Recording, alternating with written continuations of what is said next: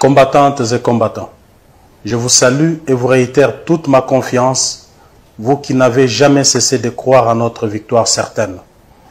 Il est vrai que la crise de Covid-19 ne nous a pas permis cette fois-ci de célébrer avec faste comme il se doit la naissance de notre parti. Raison pour laquelle je vous fais ce message. Au nom de la présidence du parti, je vous remercie de votre dévouement et vous souhaite à tous et à toutes une excellente commémoration de la date de la création historique de notre cher et grand parti. Une date qui, sur le plan de la symbolique, représente les pires moments d'enfantement et c'est dans les conditions extrêmement périlleuses. C'est aussi à cause ou grâce à ce destin exceptionnel que l'UDPS est aujourd'hui une formation politique avec un bagage idéologique, des valeurs éprouvées et un idéal à poursuivre. Voici, il y a déjà 39 ans, jour pour jour, que nos pères fondateurs défièrent un pouvoir fort en créant l'UDPS, alors qu'aucun autre parti ne pouvait exister en dehors du un père. Un immense défi aux conséquences dramatiques et incalculables sur la vie privée de nos pères fondateurs. Ils ont tout connu, une vie de galères familiales et de multiples relégations pour une cause commune et juste. Cependant, très peu de personnes en ont alors saisi la portée et le vrai sens.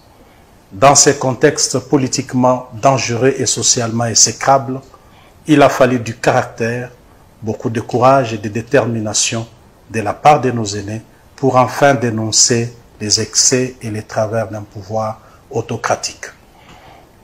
Je voudrais toutefois rappeler qu'en dehors de nos pères fondateurs, beaucoup d'entre nous ont aussi, dans l'anonymat, consenti d'énormes sacrifices tout au long de cette lutte.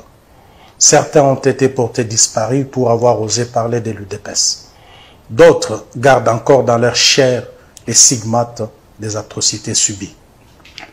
Cette horreur n'est pas seulement le fait de la Deuxième République. En ce jour de la commémoration du 39e anniversaire de notre parti, je voudrais, en signe d'hommage et de profond respect, vous inviter à garder une pensée pieuse en mémoire de tous les martyrs victimes d'innommables barbaries. Combattantes et combattants, on ne peut pas travestir l'histoire politique de ce pays. À chaque fois que nous en avons l'occasion, nous devons rappeler que l'UDPS est l'unique parti politique qui a souffert des martyrs dans ce pays. Une génération marquée par l'adversité, l'oppression, les tueries, les tortures et les enlèvements. À main nue et au doigt levé en signe de victoire, nous avons combattu les régimes sanguinaires et résisté à la tentation de prendre les armes. Ne pas avoir versé du sang des Congolais pour accéder au pouvoir est pour nous à la fois une question de conviction, de patriotisme, d'honneur et de fierté. Ainsi, nous avons la conscience tranquille devant Dieu et devant les hommes. Sauf mauvaise foi, nul ne peut nous contester la paternité de la prise de conscience démocratique des Congolais, de la liberté d'expression et du pluralisme syndical. En tout état de cause, nous reconnaître cette qualité n'est pas un sacrilège, ni un compliment de trop.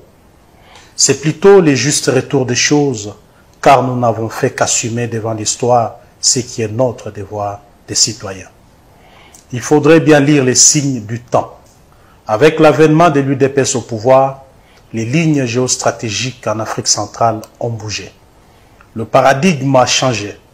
Ainsi, il n'y aura plus dans ces pays de Simon Kimbangu une prise de pouvoir par les armes. Combattantes et combattants, la liberté ne s'octroie pas, mais elle s'arrache. Nous avons obtenu la nôtre au prix fort de notre sacrifice consenti. Nous avons donc le devoir de parachever l'œuvre, entamer enfin de redonner le sourire et l'espoir aux milliers de nos compatriotes qui ont cru en notre idéal de combat. Sans euphorie ni triomphalisme, le moment est venu pour que les choses changent dans ces pays. Que nous puissions nous regarder dans les yeux et nous dire que ce combat en valait la peine.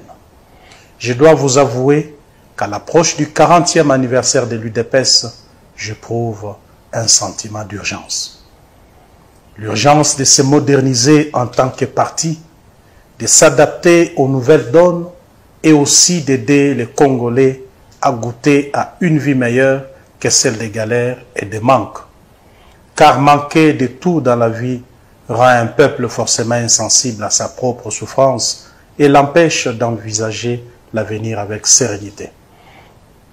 Autant l'UDPS a combattu pendant de longues années plusieurs formes de dictature, autant aujourd'hui notre combat doit évoluer et s'orienter dans la recherche du bien-être au quotidien de notre peuple.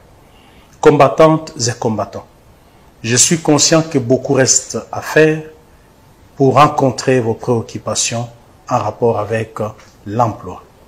Je voudrais vous rassurer que cette question est au centre des préoccupations du chef de l'État et que le futur gouvernement mettra tout en œuvre pour appliquer sa vision en la matière, afin que les Congolaises et Congolais que vous êtes retrouvent le chemin du travail. En même temps, le parti ne ménage et ne ménagera aucun effort pour faire le plaidoyer auprès du nouveau gouvernement. Il est important de souligner que la première expérience vécue avec nos ministres n'a pas été très concluante en termes d'emploi au sein des cabinets politiques.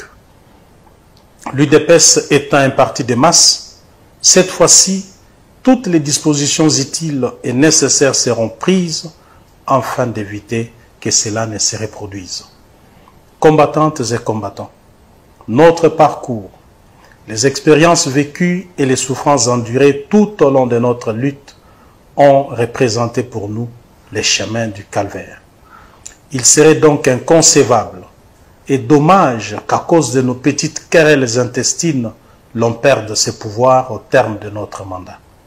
Voilà pourquoi chacun de nous, à quelque échelon qu'il soit, doit promouvoir au sein du parti de valeurs telles que la solidarité, l'amour, la tolérance et la paix sans lesquelles l'unité n'est pas possible. Or, sans celle-ci, aucune victoire n'est envisageable. Combattantes et combattants, nous avons enfin le devoir pressant de célébrer aussi votre parcours héroïque. En effet, c'est grâce à votre conscience politique aiguisée que nous avons remporté une grande victoire d'étape. Par votre héroïsme, nous avons sauvé ce pays de la dérive dictatoriale. Vous faites la fierté de tout un peuple, même si la reconnaissance n'est pas toujours de ce monde. Vous êtes le fer de lance d'une jeunesse aguerrie, politiquement et socialement éveillée. À travers votre courage et votre opiniâtreté, vous rappelez au monde l'histoire de l'UDPS. Celle qui s'est écrite dans la douleur et le pleur et qui a forgé le caractère des hommes et des femmes déterminés à changer leur destin, peu importe ce que ça coûte. Cette histoire, c'est notre avantage qu'il faut savoir conserver. C'est aussi notre héritage qu'il faut pouvoir perpétuer. Tout n'est pas parfait, certes, mais il faut reconnaître le bénéfice du chemin parcouru tout en gardant un œil vigilant. Que vive l'Union pour la démocratie et le progrès social, que vive la mémoire de nos pères fondateurs, que vive la mémoire de nos martyrs. Je vous remercie.